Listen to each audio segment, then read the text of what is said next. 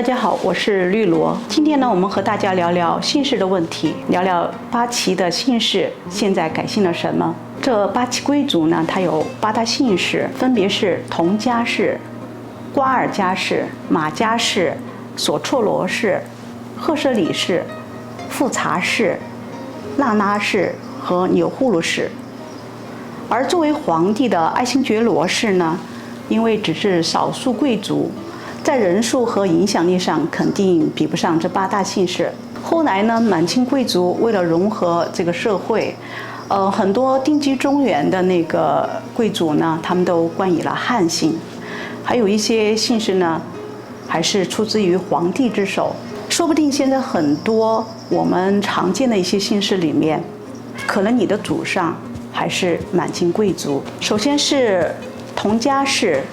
佟家氏最早是以地名佟家来命名的，后来汉化以后呢，就以佟姓自居，也有人改姓了佟姓这样的同音字。像是有康熙时的医政大臣佟国维和雍正时他的心腹隆科多，他们都是佟家氏的后人。康熙时的医政大臣佟国维呢，他就是以佟姓自居，而他的儿子隆科多就沿用了佟家氏。包括我们现在的演员，佟大为，他也是佟家氏的后人。瓜尔佳氏呢，历史上被称作满族的第一大姓氏，后来依据其满族的发音，他们就改姓了关。也有人说，瓜尔佳氏仰慕汉族的英雄关羽，于是他们就改姓了关。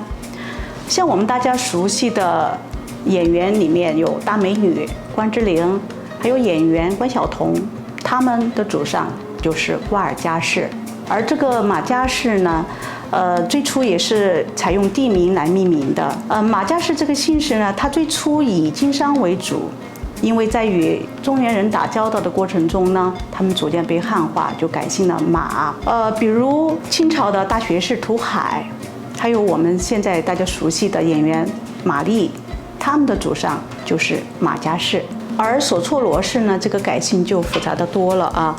有一部分人呢，因为管理国库有功，皇帝就赐姓他们实姓；也有人改成了索姓、景姓和曹姓。比如参与禁烟运动的景星，他就是索绰罗氏。而赫舍里氏呢，是以赫为名的。光绪帝以后呢，他们就改了汉姓，以赫姓居多。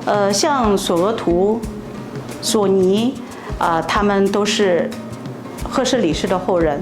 而现代的导演英达，他的祖上也是来自于赫舍里氏。富察氏其实是女真族古老的姓氏之一，像是演员傅大龙，他的祖上可能就是富察氏。那拉氏呢，分为乌拉那拉、哈达那拉、叶赫那拉和辉发那拉四大支。像我们熟知的有纳兰明珠、纳兰性德，还有我们现在大家比较熟悉的歌手那英以及演员吴京，他们的祖上就是那拉氏。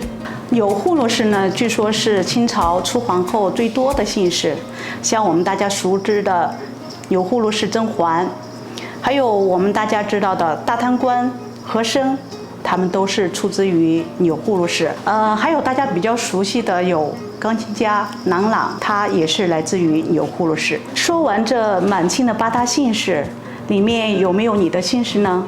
或者说你还知道哪些姓氏的历史渊源？你可以分享给我。